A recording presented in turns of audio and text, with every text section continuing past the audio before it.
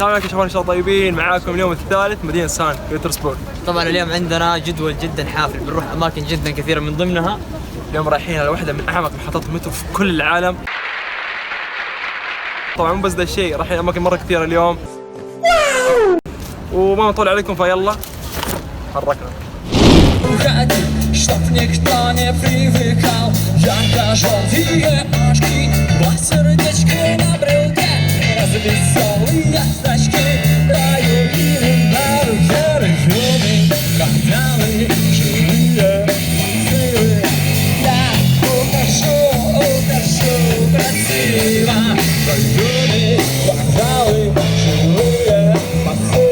تسافر من كثر ما تمشي السعرات الحرارية تحرقها مرة، يعني مرة جوع يعني تاكل بعد ساعتين، يعني ما في أي فرق. إن شاء الله العيال الحين مرة جعانين لدرجة أكلمهم ما يردوا علي.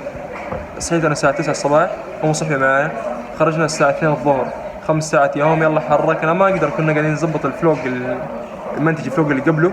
الحين فضينا وجينا صبوي قاعدين ناكل. ايش الصوص اللي حطيته انت؟ صوص؟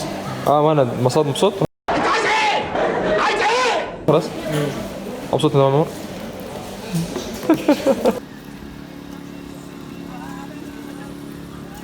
بتروح أي مدينة في روسيا لازم تحصل الأشياء هذه، يسموها سوفينيرز، أشياء تذكارية تأخذها معك. هذه اسمها متروشكا، هذه تحصل بأشكال كثيرة. هذه تحصل جواتها يعني أشياء صغيرة، ممكن 6 حبات 7 حبات، كل واحدة أصغر من الثانية. المكان هذا دائما اشوف الصور ما فكرت انه حيكون كبير بالدرجه هذه، يعني هذه اكبر من الكنيسه اللي عندنا هي في موسكو. يقول لنا بعض المعلومات عن الكنيسه هذه. شباب هذه من اقدم الكنائس هنا في سان بطرسبورغ، كمان من اكثر المعالم يعني شهره هنا. هذه تاسست سنه 1907 ميلادي بامر من الكسندر الثاني. يا دين النبي الحلاوه دي! هذا ملك روسي كان، صح؟ الملك الروسي كان. واكثر المعالم شهره الحين هي مقفله طبعا، عندنا كنا ندخل نشوف بس انه مقفل عشان فيروس كورونا. ايوه عشان فيروس كورونا. بس بطرسبورغ قفلت فيها المولات واكثر المعالم السياحيه زي المتاحف زي كذا، بس موسكو لسه مفتوح. موسكو كل شيء فتح الحين. الحياه اشتغلت مره ثانيه، بس بطرسبورغ الحين المولات كل شيء مقفل. المظله ليش؟ مشغل المظله ليش؟ والله انا احب المظله، كذا ستايل باريسي. اما لا احط من هنا في باركات مره كثيره في المكان ده. ايوه كل ما نطلع من بارك نخش في بارك ثاني ان شاء الله، بس كل بارك احلى من الثاني. بس هذا بارك غريب ما تقدر تدعس على العشب، بس كذا تتمشى.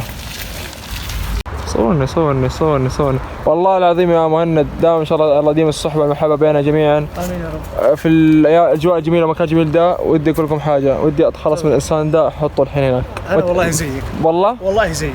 طيب يلا بالله الحين يلا. الله اصحاب بريال يمين. Why are we still here? Just to suffer. Every night I can feel my leg and my arm, even my fingers. The body I've lost. هاي السوفينيرز ممكن تجيبها لاهلك يوم من الايام انت جاي هنا.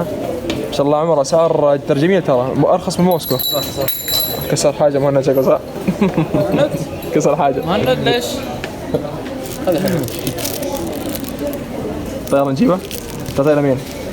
والله الوالده طيب اصحابك، طيب تسويهم حاجه اصحابك؟ والله اصحابي ما فادوني. اصحابك ما فادوا. حب الخوي اللي ما يصير خويه. كوفي على المكان جميل ده، المنظر رائع.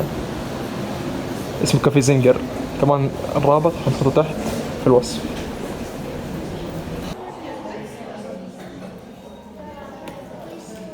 مهند ان شاء الله اعرفك انت مختم كل قهاوي السعوديه وروسيا، فخبر في المجال ده، فابغى تقييمك. يلا شوف الكافي هذا ما شاء الله تبارك الله روقان، اللي يحب يروق اللي يحب يقرا يجي هنا يلاقي مجتمع ممتاز للقراءه.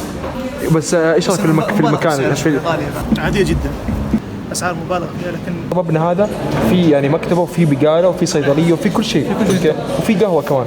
عشان كذا قلنا حنحط رابط الموقع ده في البايو، وتجي هنا بالله وتنبسطون ما شاء الله. اول مره راح اجرب مترو سان بطرسبورغ، هنشوف ونقارن بينه وبين موسكو. مترو سان بطرسبورغ.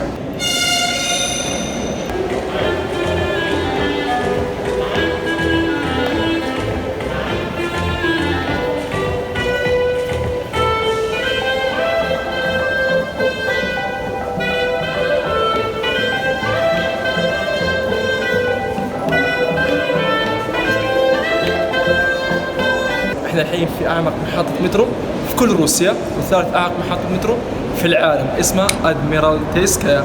تأسست سنة 2011، كان المفروض يفتتحوها سنة 97، لسبب ما تأخر افتتاحها 14 سنة. احنا الحين فيها مرة عميقة 293 قدم تحت الأرض.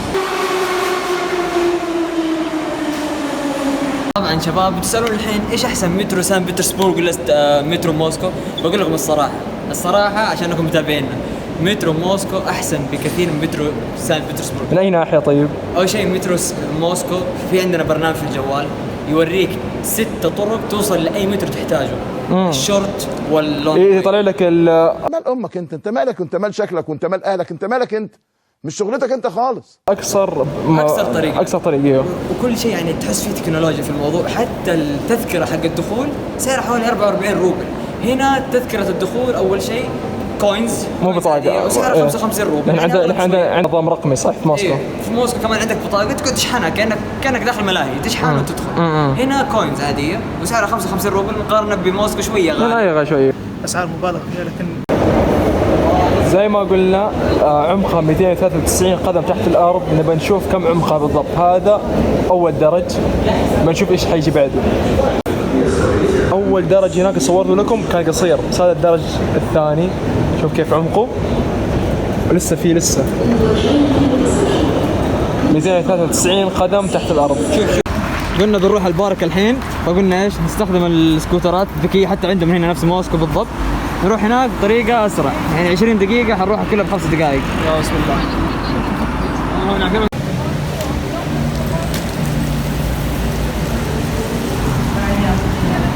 السلام عليكم يا شباب. المهم انا الحين جيت هنا، بيتنا طبعا قريب من هنا، فالشباب قالوا لي انه بيقابلوني هنا عشان فقره الكلمات الروسيه. طبعا المقطع اللي فات سحبنا على الموضوع فماني شايفهم يا شباب. وينهم؟ مو كلهم قاعدين هناك يفهلين امه. هاي الفقره شباب، ايش بكم فقره الكلمات؟ يلا الحين ساحبين مهند، انت ساحب عليها المقطع اللي فات. العذر السموحه والله منكم. انا كنت قاعد اتكلم مع الاستاذ محمد، فكنا نتكلم ايش حل الكلمات راح نقولها لكم ان شاء الله اليوم، يعني بتعوضهم المره هذه ان شاء الله باذن الله. خير، لا اقلط احسن اقلط. الكلمات دائما ماشيه مع ديمتري العتيبي، معاكم دائما. خلاص يلا فقره الكلمات الروسيه مع ديمتري العتيبي.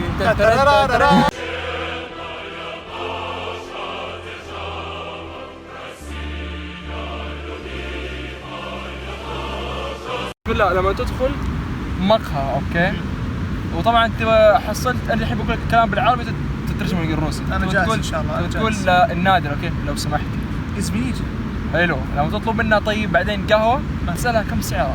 انت مثلا اقولها موجنا كابتشينو. ايش يعني موجنا كابتشينو؟ موجنا يعني لو سمحتي ممكن كابتشينو، او لو سمحت مثلا كلاهما. لو حاب اسال عنها سعرها اقول اسكولكا، يعني كم سعرها؟ سكولكا يعني سعرها هاو ماتش. حلو.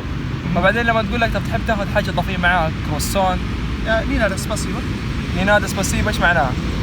لا داعي، شكرا لك، او غير ضروري، او لا يلزمني يعني. حلو. طيب اوكي، بعدين اخر شيء لما في النهايه حتقول لك شكرا لاختيارك المقهى حقنا. نيزا شتو معناها لا شكرا على واجب. الحين اقدر اروح اشتري قهوه وانا مبسوط. شايف كيف؟ صدقت عليك. يا عيني عليك مهند. خشمك. خلاص توصوا شيء انا ماشي. الله معك. يلا معاكم هروج ولا امشي؟ الله معك. يلا حي سلام. يلا سلام عليكم. تحت على الله.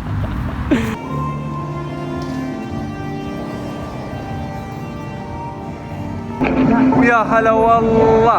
رحنا الفندق، ارتحنا، غيرنا ملابسنا، اكلنا، والحين ايش جينا عشان ايش عمر؟ عشان اشوف افتتاح الجسر الحين. ايوه واحده من افضل المعالم سان بطرسبورغ. كل يوم هذا الشيء يصير، مره زحمه، ناس يتجمعون عشان يشوفوا جسور على مد نهر النيفا. هذا نهر النيفا هنا موجود في جسور كثيره، وجسور ايش؟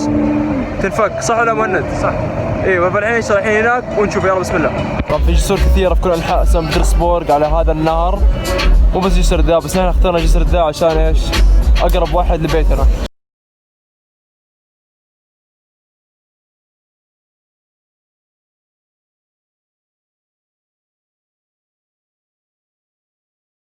تلفون راحي خلاص.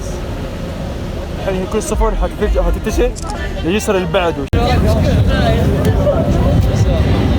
شباب ايش رايك في الحركه ذي الجسر ينفتح؟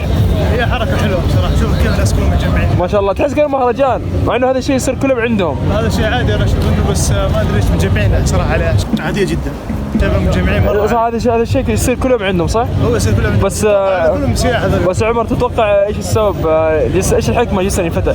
والله هذا ينفتح عشان ايوه والله هذا السبب، عشان انه السفن اللي فيها البضائع الحين عندهم وقت محدد انه يمشوا من الجسر، من بين الجسر هذا. حلو بالضبط ما شاء الله.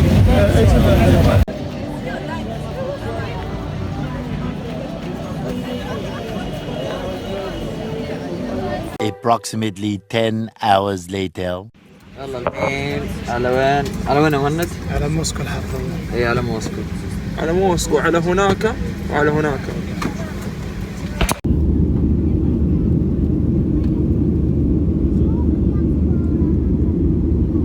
الحمد لله عز وجل وصلنا موسكو أخيرا بعد 4 أيام سفر. كانت من أجمل اللحظات، والله أصدقاء السفر ناس كانوا تكتبون.